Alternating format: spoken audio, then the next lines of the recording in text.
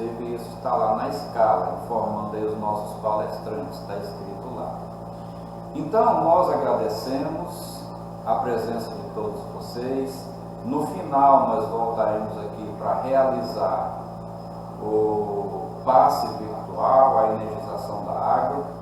E agora nós deixamos a atividade a cargo da nossa irmã Adria, que vai nos conduzir na exposição doutrinária de hoje. Adria, fique à vontade e que Deus te abençoe e inspire. Que assim seja. Agradeço mais essa oportunidade de estar participando dos trabalhos desse centro e já antecipo minhas desculpas por essa situação aí de não ter sido na casa. Então, hoje, o que vai ser falado, né, o tema da palestra de hoje é o aspecto tríplice da doutrina do Espiritismo. Porque nós sabemos que a doutrina espírita, ela tem ali em suas bases a ciência, a filosofia, né? E a partir disso aí que ela começou a se tornar uma religião. Quando ela começou, na época, né, por volta de 1857, né, com Allan Kardec, então ele começou ali a desenvolver, né, a codificar ali os livros através da mediunidade, né, dos trabalhadores ali que ele contava. E aí ele iniciou as suas obras, e todas essas obras pode-se dizer que elas são ciência, que elas são filosofia e que ela também tem um aspecto de religião. E aí vão fazendo uma definição, de acordo com o dicionário, do que é ciência.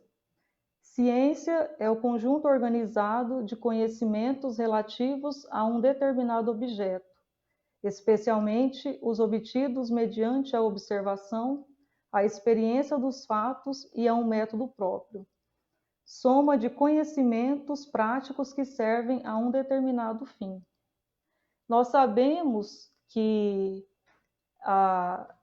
as manifestações dos espíritos, seja através das mesas girantes, através das psicografias, através até do que ocorreu no caso das irmãs Fox, que aconteceu nos Estados Unidos, antes da doutrina ser codificada, houve algumas manifestações de espíritos.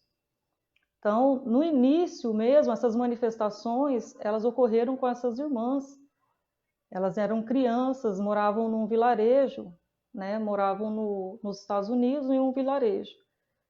E aí essa família se mudou para esse local e tinha uma casa que as pessoas acreditavam que era uma casa mal assombrada. E aí elas tiveram muito medo inicialmente, mas ainda assim começaram a realizar uma comunicação com um espírito que foi assassinado naquele local. E aí o meio que ela se utilizou foi, na verdade, o meio que o espírito, né, já tinha começado a se manifestar, foi com batidas na parede. Então, elas faziam perguntas e ele batia na parede.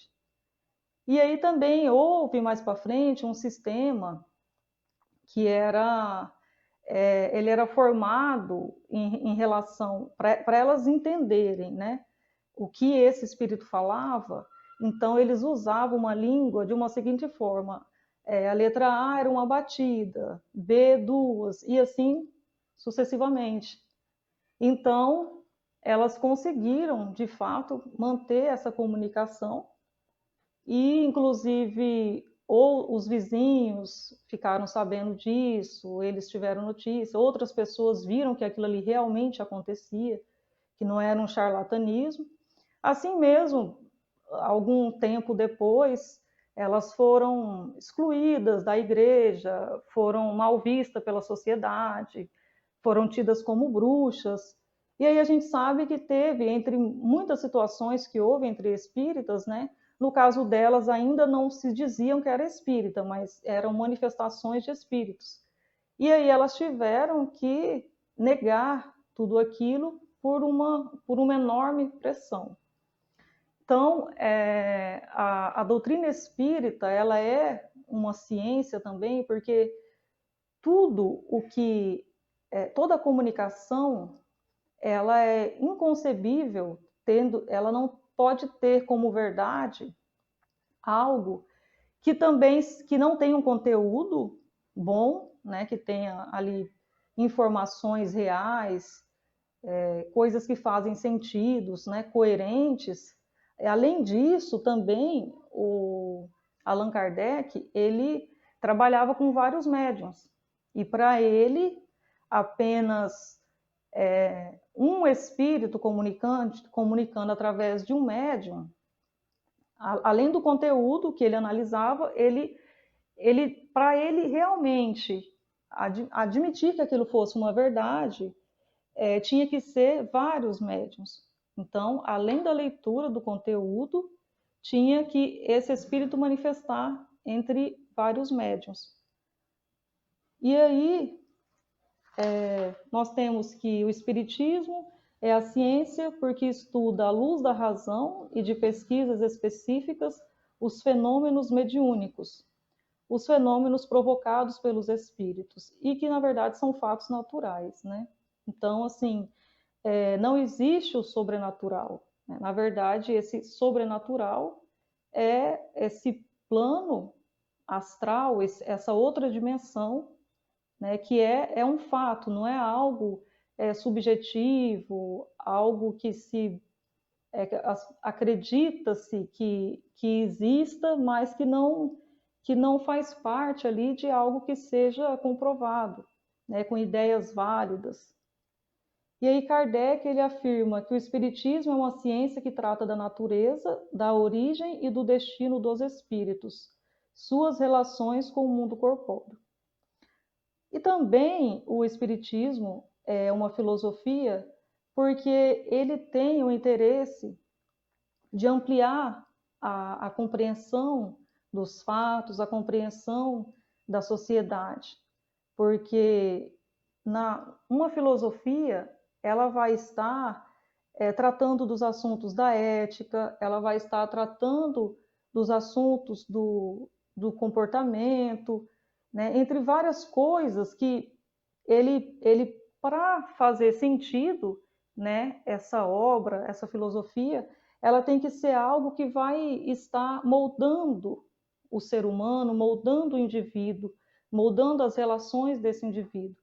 Então, ela é uma filosofia, né? O espiritismo também tem esse aspecto filosófico, porque existem questionamentos, né? Existem inúmeros questionamentos que compõem aí toda uma relação, né, que a gente precisa ter dos assuntos de ética, dos assuntos que fazem parte do espírito encarnado e que também fazem parte dos espíritos desencarnados, né? Pois nós sabemos que todo esse estudo ele também continua após a chamada morte, né? Que é o desencarne. Então, esses assuntos aí de ética, os valores morais, as mudanças que nós temos que fazer, então tudo isso ele está ligado a esse aspecto filosófico que tem a doutrina espírita. E aí diz que toda doutrina que dá uma interpretação à vida, uma concepção própria do mundo, é uma filosofia. Nesse aspecto, enquadra-se o estudo dos problemas da origem e destinação dos homens, bem como a existência de uma suprema inteligência, causa primeira de todas as coisas. Porque tem que haver, ele cita essa existência de uma inteligência suprema, porque não se aceita a existência da vida, a existência dos espíritos, a existência da matéria, por simples respostas da ciência, da química, da física. Então, todos aqueles estudos de astros, todos aqueles estudos que vêm remontar a origem do universo, eles não são suficientes. Então, por isso que o espiritismo, ele também não é só ciência, porque também se ele fosse só ciência, ele seria materialista, né? Então, ele tem a ciência no sentido das manifestações, das relações com os espíritos, né? E da obtenção das informações, da obtenção das mensagens pelos espíritos superiores.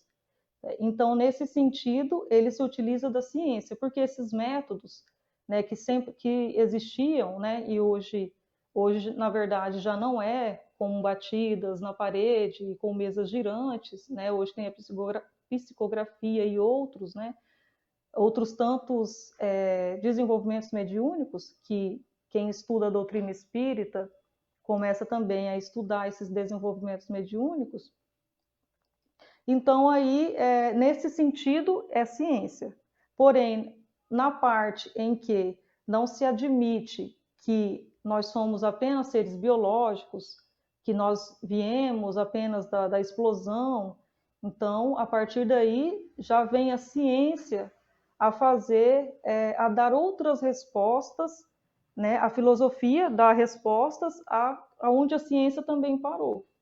E aí é onde que vem a doutrina espírita com a codificação, especialmente no Livro dos Espíritos, a dar respostas para aquilo que o aspecto científico não conseguiu, né, não foi suficiente. Então, nesse sentido, é a filosofia. E depois, ele vem também, a doutrina espírita, ela vem se caracterizar como religião.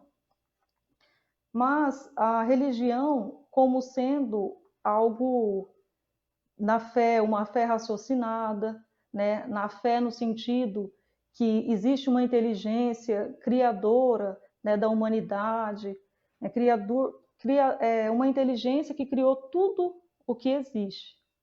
Então, nesse sentido da religião, mas não no sentido de dogmas, no sentido de adorações, como tradicionalmente, né, em uma época, em tempos, né, que foi tido as religiões como isso, como a maioria em adorações, em fé não raciocinada, né? E aí veio a doutrina espírita para para alcançar, né, dar um salto, né, dar respostas aonde o indivíduo acabou se confortando, né? Por isso que diz que a doutrina espírita é o consolador prometido, porque a partir do momento que você começa a estudar que existe uma destinação para os espíritos depois do desencarne, que começam a estudar sobre o livre-arbítrio, a entender também sobre todas as formas de expiação, as formas de provações, né, que nós temos e que não é obra do acaso, é que tudo tem uma explicação, tudo tem um propósito, tudo tem ali, são situações que vão acontecer para a nossa melhoria, para o desenvolvimento do espírito, para o aprimoramento, né, desse espírito enquanto ser.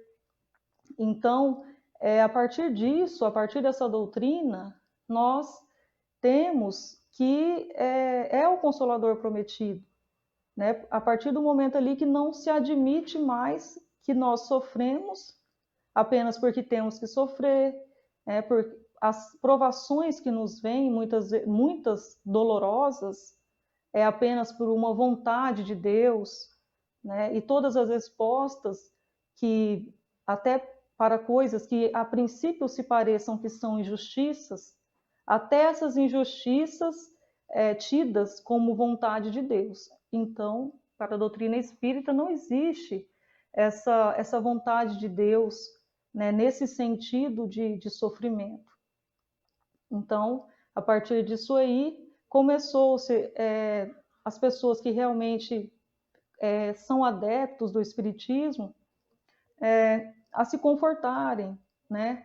A ter essa ciência. E ainda assim, para quem começa a estudar todas as obras, para quem acredita realmente, né, e começa também a assimilar isso de uma maneira grande, então, ainda assim, existe o sofrimento, nós vamos passar pelas provações, nós vamos passar pelas expiações, mas ainda assim de uma maneira mais branda, né? Então, quando a gente passa por provações, passa por expiações, sem entender, como se fosse ali às cegas, é muito maior o sofrimento. Então, a doutrina espírita ela vem com esse aspecto de o Consolador prometido. E numa época em que o povo já está mais preparado, começa a estar mais preparado para alguns entendimentos. Porque antigamente não se nós, né, em épocas remotas, não tínhamos condições de entender nada de matéria sobre o espiritismo em si. O que se existia era aquelas crenças de deuses, né? Às vezes crença de um deus, outros crença de vários deuses. Até se tinha uma crença na origem, uma crença que existia um espírito. Porém, todas as manifestações que ocorriam com os espíritos, as comunicações dos espíritos com os seres encarnados, era tido como bruxaria, né? Eram pessoas que eram perseguidas, né? Então, muitas vezes a gente fala, não, mas essa questão espiritualista é algo que não é tão novo, é algo que as pessoas antes já tinham essa fé, porém era algo muito assim na imaginação, né? E todos aqueles que foram os pioneiros, que começaram a estar recebendo as informações de espíritos superiores e não essas pessoas que eram os médiuns, que depois foram denominados por Kardec como médiuns, essas pessoas elas eram excluídas do meio social, né? E muitas vezes acabavam como charlatães, né? E aí nós temos também que se diz a vida espiritual é a vida normal do espírito, ela é eterna, a vida corpórea é transitória e passageira, é apenas um instante na eternidade, porque o nosso tempo aqui é diferente, né, do tempo do plano astral. Então, e nós sabemos também que a nossa existência não é única, né? Nós temos várias existências passadas e nós sabemos que ainda vamos ter mais existências, né? Até que o espírito ele se torne realmente um espírito onde as influências espirituais são maiores que as influências materiais. Até isso chegar, nós vamos passar por muitas encarnações. Então, nós, na maioria, ainda somos espíritos em que a influência material ela é muito mais predominante, né? E aí,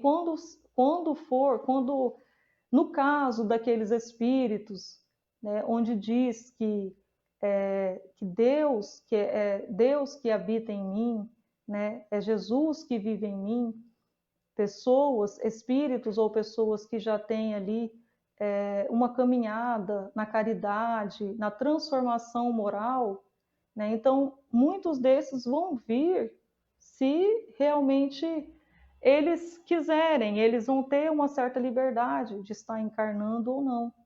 Muitos deles vão estar encarnando em missões para estar ajudando no processo evolutivo dos outros seres, né, dos outros seres humanos. Então, por isso que alguns espíritos iluminados, espíritos superiores, vêm, ainda reencarnam, né? E a maioria, pelo que algumas fontes trata, eles estão nos ajudando nos planos mais felizes, né? Em mundos superiores. E aí também nós temos a seguinte informação: aquele Consolador, o Espírito Santo, que o Pai enviará em meu nome, vos ensinará a todas as coisas e vos fará lembrar de tudo quanto vos tenho dito. Isso está na Bíblia, em Jó, versículo 14. Então, a promessa do Cristo de enviar outro Consolador, né, ela se remete àquela situação que naquela época ainda, na época de Cristo, que Cristo viveu encarnado, eles ainda não estavam preparados para esse tipo de estudo.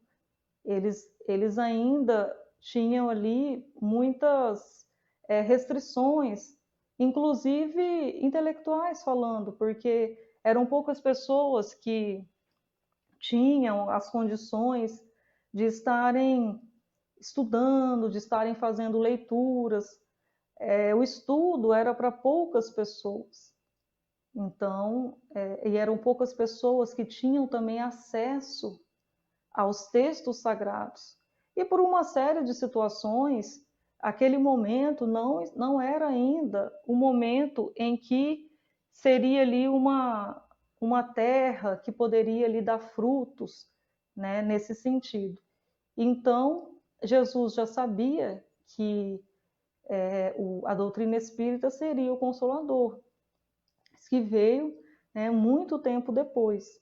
E ainda assim, quando veio, teve muita dificuldade de se consolidar, porque um exemplo aqui no nosso país, na época que tiveram ali as primeiras notícias dos textos, né, de Allan Kardec, eram pessoas que tinham acesso a isso, eram muito poucas pessoas que faziam parte da elite e pessoas que, inclusive, sabiam ler, falar francês, né? Ele tinha conhecimento, ele tinha as condições de estar fazendo ali, traduzindo, né, aqueles textos. E aí, no caso do Brasil, o surgimento, quando se iniciou ali o processo, que alguns começaram a receber as mensagens de Kardec, também teve muita dificuldade, porque o nosso país ainda hoje predomina o número de católicos. E na época, era a época que o Brasil era império ainda. Então, e a Igreja Católica exercia um poder muito grande, ela tinha um papel ali muito importante na sociedade. E aí começou, né, algumas obras de Kardec, já começou a existir ali dificuldades, já começaram a ter ali muitos opositores, né? E aí teve até uma época que no Código Penal o espiritismo ele foi configurado como crime. Então as pessoas que fossem vistas participando de sessões mediúnicas, que tivessem ali publicando um jornal, disseminando de alguma maneira a doutrina espírita, eles poderiam ser, inclusive, presos. E aí teve um momento em que, como no início, quem começou a trazer a doutrina espírita eram pessoas que também eram da elite, que tinham estudo, eles tiveram, alguns ali, um acesso na época ao imperador. E aí foi novamente permitido a manifestação, né? Foi permitida a manifestação, a livre manifestação dessas sessões, né, desses textos. Porém, logo voltou ali a perseguição, aí muitos centros fecharam, as atividades foram paralisadas, por conta que a igreja ela não deixava, né? Ela exercia um papel ali tamanho que ela não deixava que essas pessoas começaram ali, os pioneiros, né? Eles fizessem aí essa implantação. E aí, muito tempo depois do final da década de 1940, que o Espiritismo ele começou a conseguir ter mais liberdade. E aí o país, né, já era laico há algum tempo, e aí ele conseguiu livremente implantar, né, conseguiu começar ali a ter ali a consolidação, porque foi muito tempo de perseguições. Então fica muito claro que nós não estávamos preparados. Então, assim, na história, não, se for analisar, não tem tanto tempo que a doutrina ela teve ali uma consolidação. Então, a consolidação dela demorou bastante.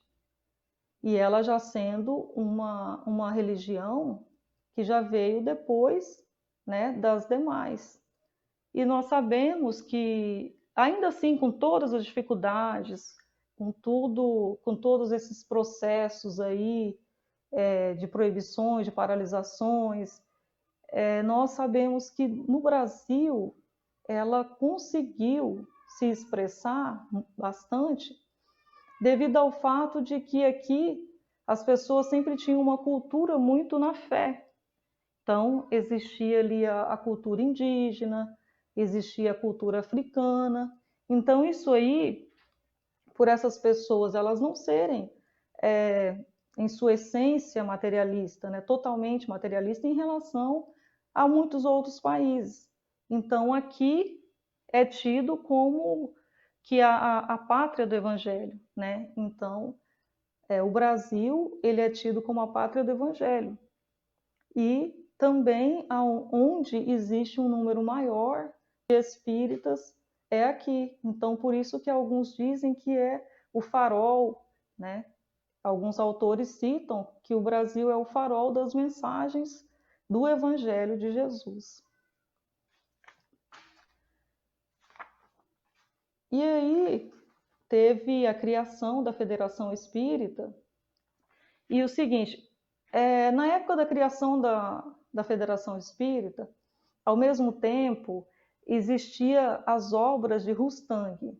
Esse Rustang, ele era como, entre aspas, né, em alguns textos, eles dizem que era inimigo de Kardec, porque ele era um filósofo, ele era um advogado que ele utilizou de algumas obras de Kardec.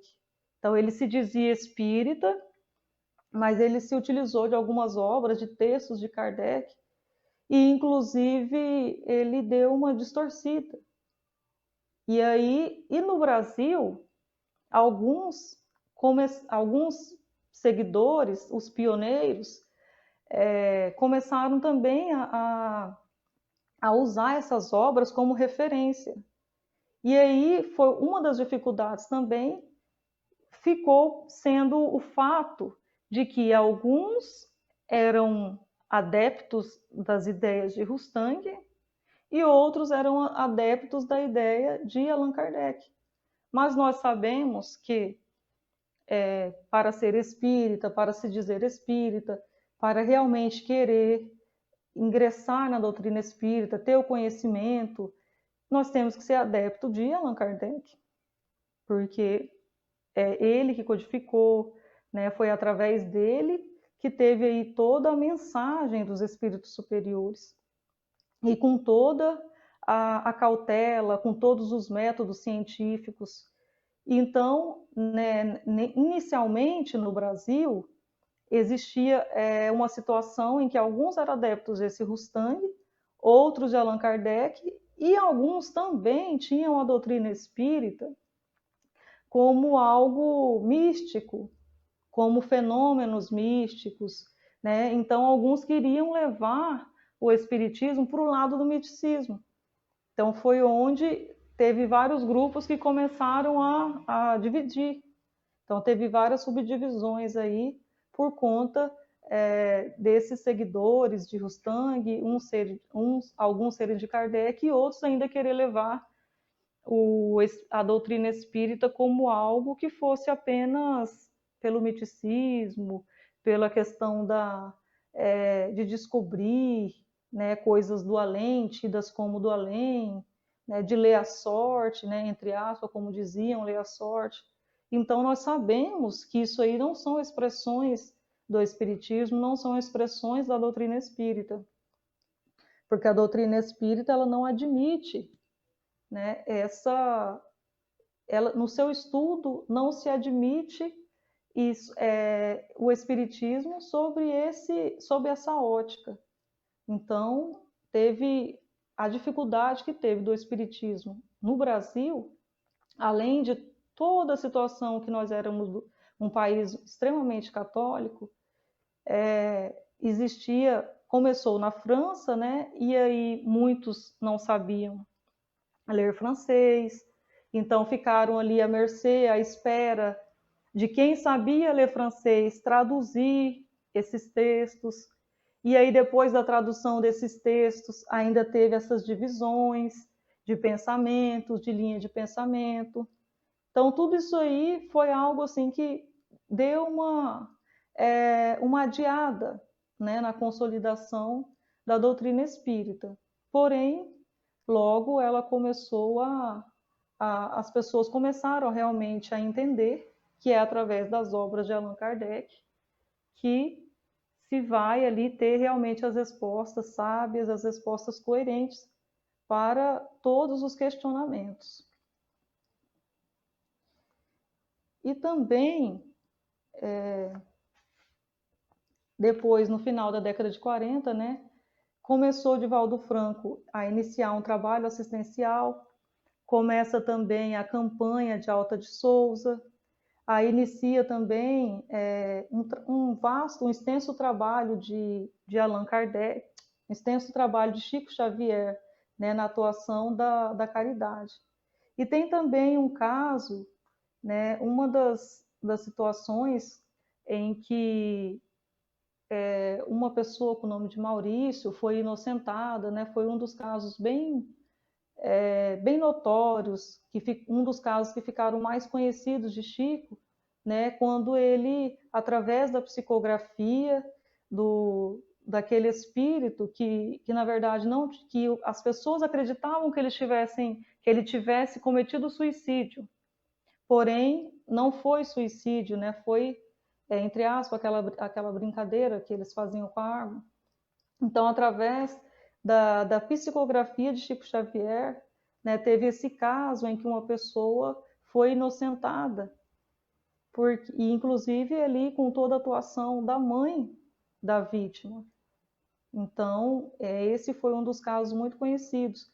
E no caso do Chico Xavier também, quando ele começou as suas psicografias, teve jornalistas que eles tinham ainda o interesse de, entre aspas, desmascarar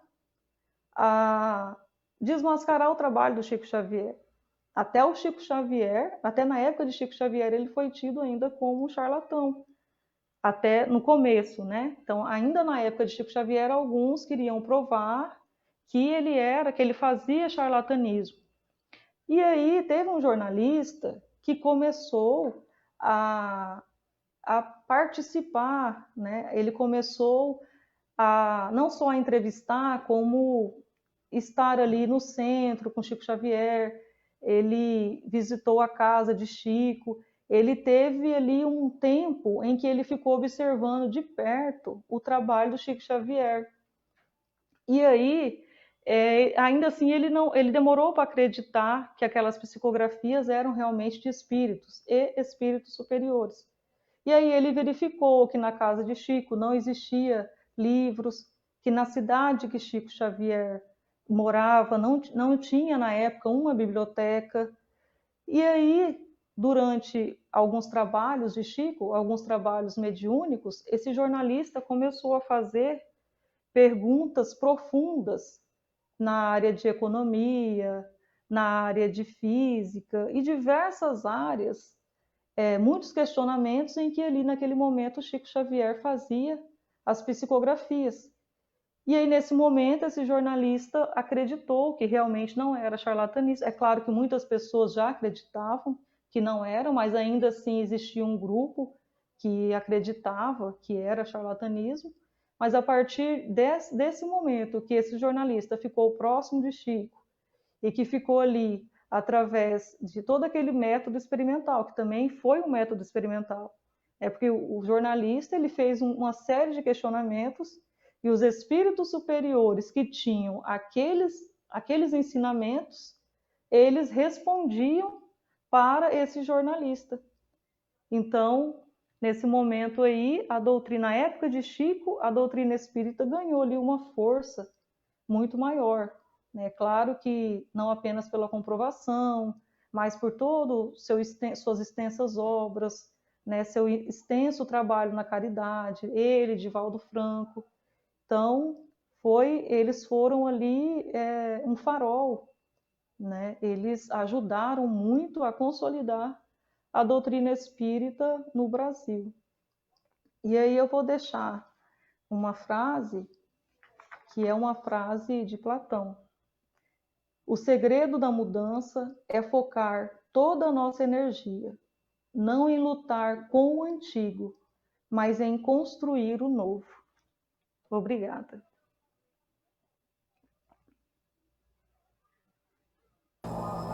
Muito bem, Adria, obrigado pela sua exposição doutrinária, muito boa, um relato muito interessante da história do Espiritismo no mundo, surgindo na França e no Brasil. E eu convido agora os nossos irmãos para conosco participarem do passe virtual e da energização da água. Você fique aí conosco, e enquanto eu preparo aqui a nossa musiquinha de fundo, pegue a sua água para que nós possamos energizar e depois você tome essa água e ela vai fazer muito bem. Com fé, uma água energizada ou fluidificada, como muitos dizem, é capaz de curar muitas enfermidades. Realmente, ela tem um poder grandioso, desde que nós tenhamos fé.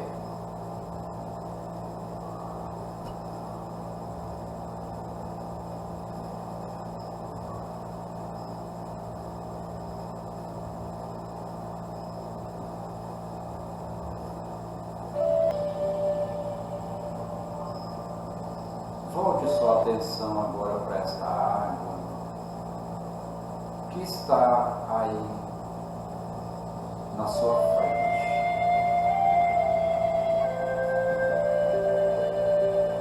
Estenda para ela as suas mãos. Jesus, mestre, querido irmão maior, te pedimos agora que, com o poder que lhe é próprio, que fez os cegos enxergarem, que deu movimento ao paralítico, a mesma capacidade de magnetizar que limpou o corpo ao leproso, nós te pedimos agora que com esta força magnética transforme as propriedades desta água. Transforme, Senhor, esta água no remédio que cura a alma e o corpo. Quem experimentar desta água há de se libertar das aflições de quem esteja cometido. Pai querido e amado, nós do Centro Espírita Nádia Franco somos gratos por esses momentos de intensa luz, por podermos ter passado esses instantes mergulhados nesse mar de radiações vibratórias superiores.